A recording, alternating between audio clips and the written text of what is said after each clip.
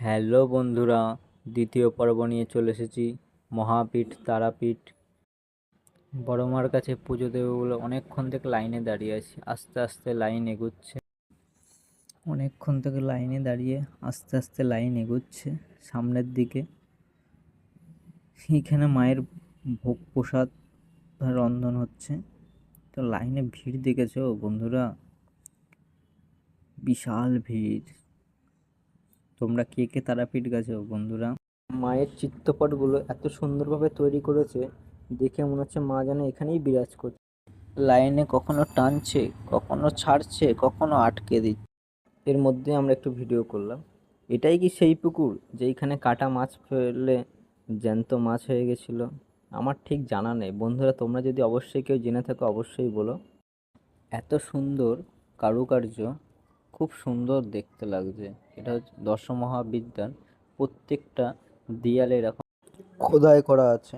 সুন্দর লাগছে মূর্তিগুলো, না অবিকল যেন মাটির মূর্তি যেমন বানায় সেই রকম, কিন্তু এগুলো সব পাথরের।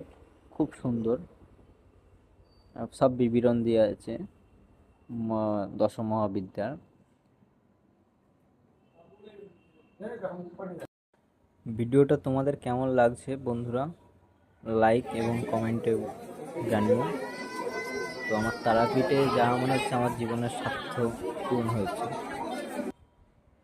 যে বড় মার কাছে যাব যাব করে আশা, সেই আশা আমার পূরণ হয়েছে। এরপরেও যাব। তো এইখানে আবার নতুন করে এখন মোবাইল জমা নিচ্ছে, কয়েক হাজার মোবাইল যেন ওইখানে জমা হয়ে পড়ে আছে।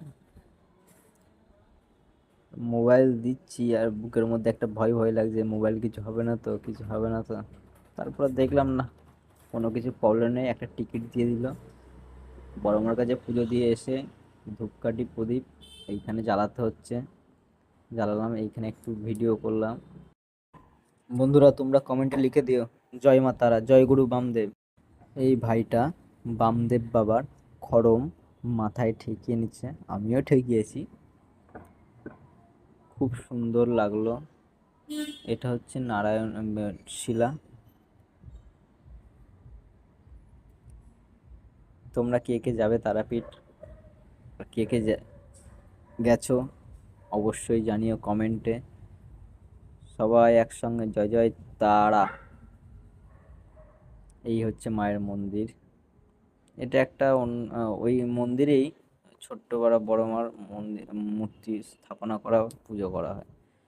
খুব ভিড় হয়েছিল। এইটা হচ্ছে ভিআইপি লাইনের গেট। এখান